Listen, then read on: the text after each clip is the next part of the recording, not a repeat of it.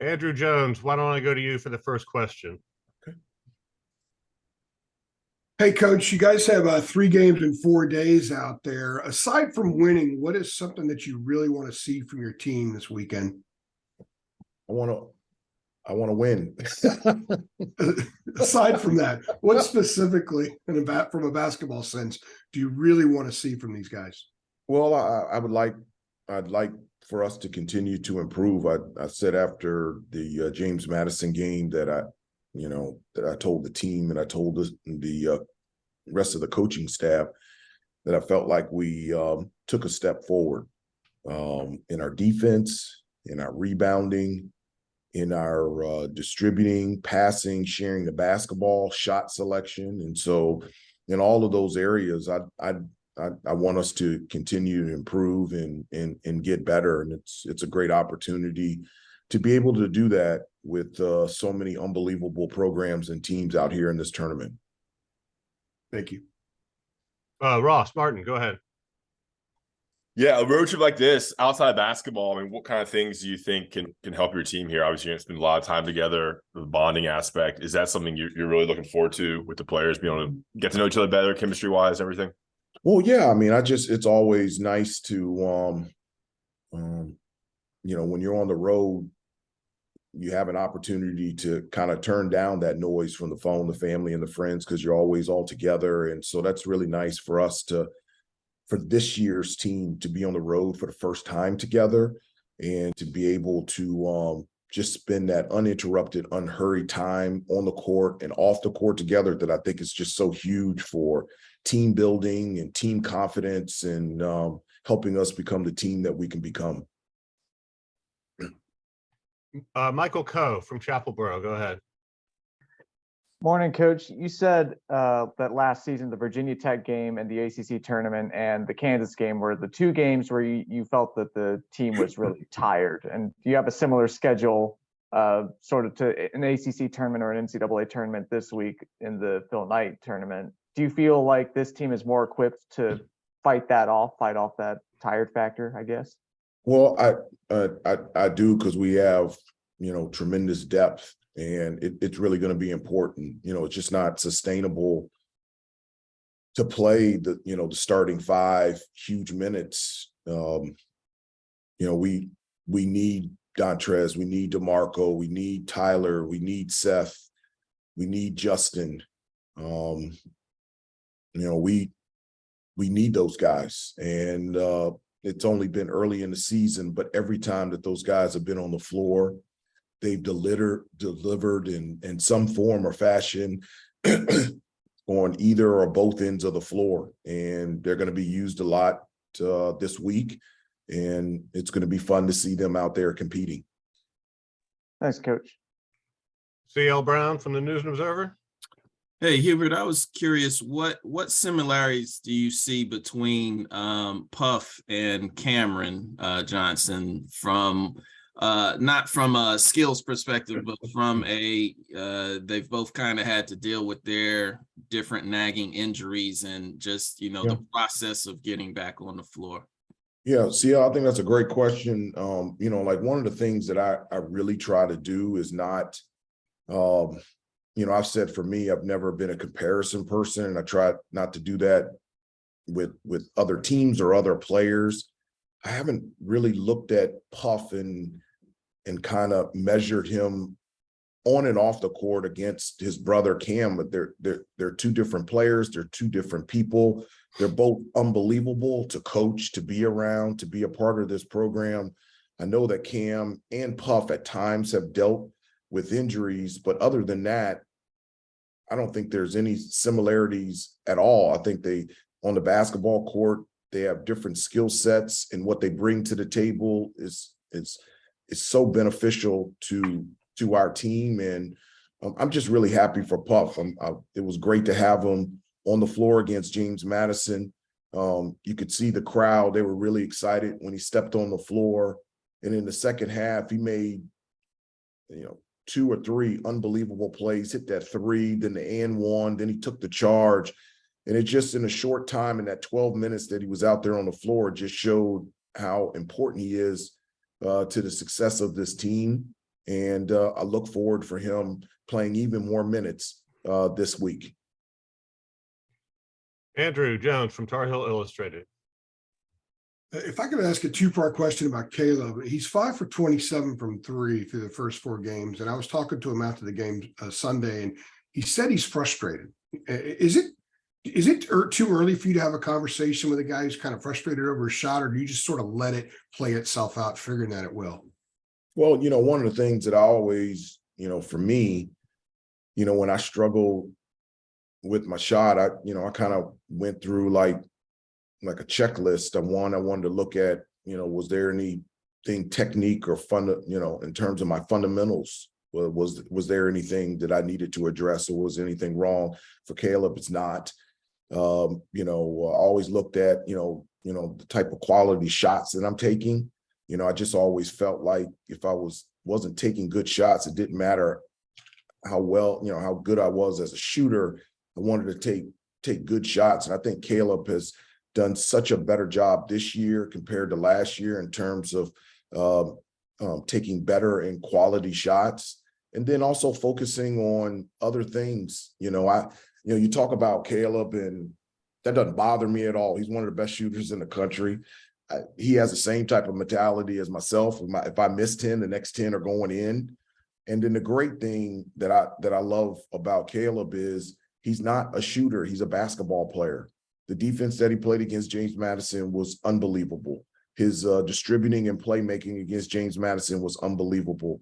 His team leadership in the huddle, in the locker room, has been unbelievable. And so that's why Caleb is one of the best basketball players in the country, and why he's going to be in the NBA. And it's because he's a basketball player. And even though he's struggling for maybe percentage-wise from three-point range for the first 4 games, he's going to have a terrific year in so many different areas, as well as shooting the ball from three-point range. Matt, if I could ask the other part of the question. Sure, go ahead. Okay. The other thing is that he said that one of the things he talked to you a lot about is emphasizing going downhill, being aggressive, getting in the lane, getting shots off. How much has his game improved from the ability of getting the shot off when he takes contact, when he gets in the lane?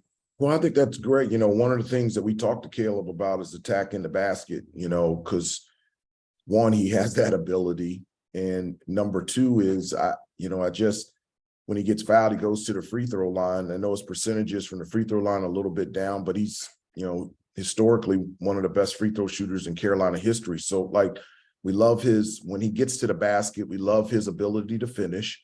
We love his ability to pass, and we love his ability to get fouled and get to the free throw line. So it's good news for us when Caleb is attacking the basket, and that's something that we've talked about, and he's doing a terrific job of that this season. Thank you. Thank you, Matt. Absolutely. Shelby Swanson, go ahead.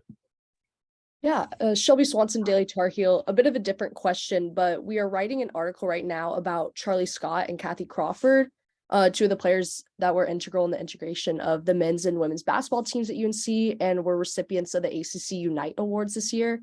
Just wanted to ask, as someone who's been around this basketball program for so long, can you talk about the impact and the legacy of both of these players?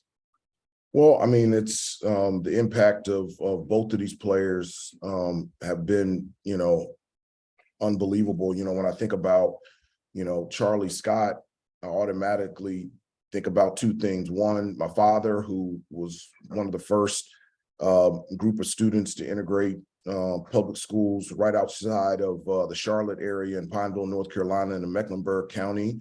And then also think about myself, just being the first African-American head coach for the men's basketball program here at the University of North Carolina. And so think about giving people an opportunity and a chance. And when you give people an opportunity and a chance, it's unbelievable what can happen when given that opportunity. And in all 3 of those situations, those are the things that I think about.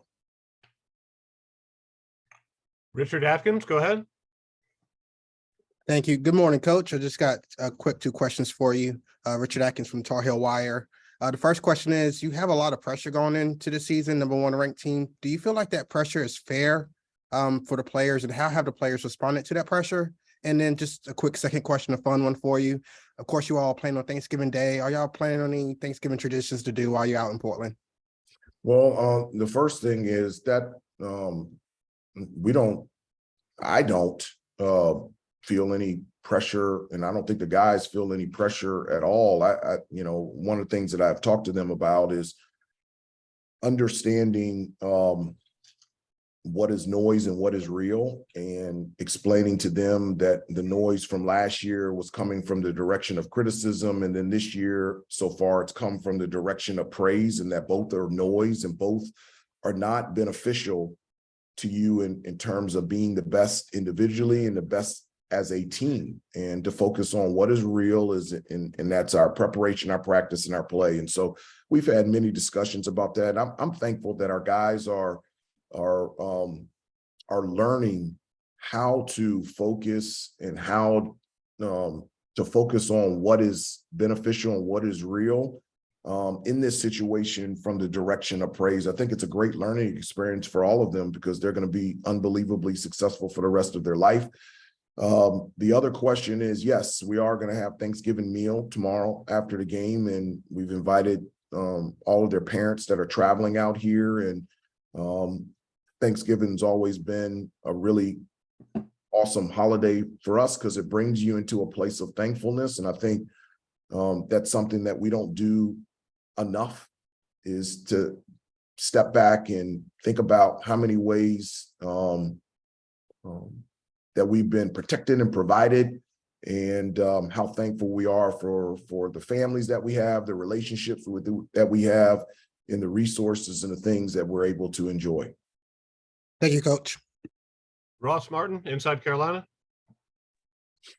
Hey, Coach. Yeah, a little follow up from the AJ's first question. Is there anything you want to like kind of learn or take away from these games in Portland? Like, what are you looking for in particular you would like to see or like to learn about this team, the squad right now? No, I don't know if it's, coming out on this trip and I want to have a checklist of what I want to learn.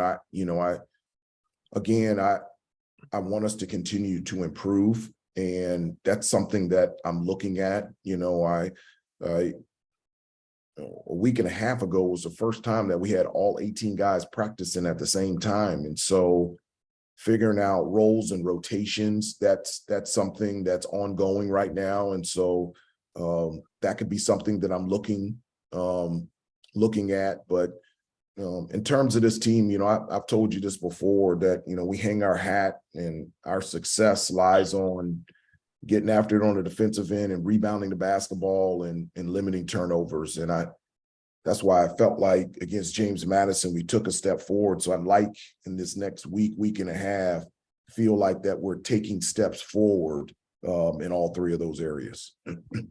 Great. Thanks, Coach. CL Brown, go ahead.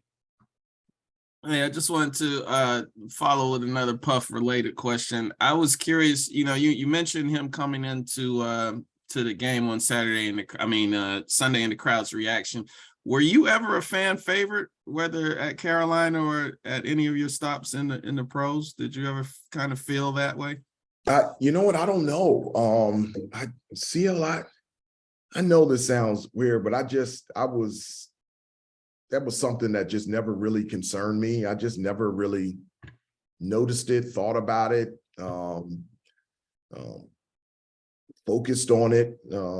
My job was to be the best that I could be. And I wanted, every time that I stepped on the floor, I wanted to play as hard as I could, and for myself and for my team. And so I hope when I stepped on the floor, people were excited that I was stepping on the floor. But I'm sure at times they were like, please don't put me in. So either way, that's something that I just never had thought about or concerned myself with. All right. Thanks, Coach. All right. Coach has time for one more before he has to go. Shelby, go ahead. Right. Yeah, I just wanted to ask, you were talking after the JMU game about how you guys had 3 very spirited practices, kind of splitting up the guys, stars and non-stars evenly. And you said that it was super competitive and put you guys in a good position to play very well against JMU. Just want to ask, how would you evaluate the practices that you've had leading into this slate of games this week? Well, I think our practices, have been really good. I mean, since the James Madison game, we've only had one practice. And so we'll have 2 separate practices a day because we'll practice at the site that we're playing at tomorrow and also an additional site. And so in our preparation for Portland, and I think our practices are going to be terrific today. It's interesting.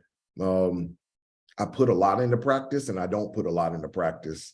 In all the years that I've been playing or coaching, there have been times where the practices have been absolutely horrible and we have played great. And then there have been times like, man, we're practicing so well. And then we go out in a game and we're not playing very well at all. And so I like to have good practices and I like to have good games. And my hope is that we can have another good practice today and that we can play our best tomorrow against a really great Portland team.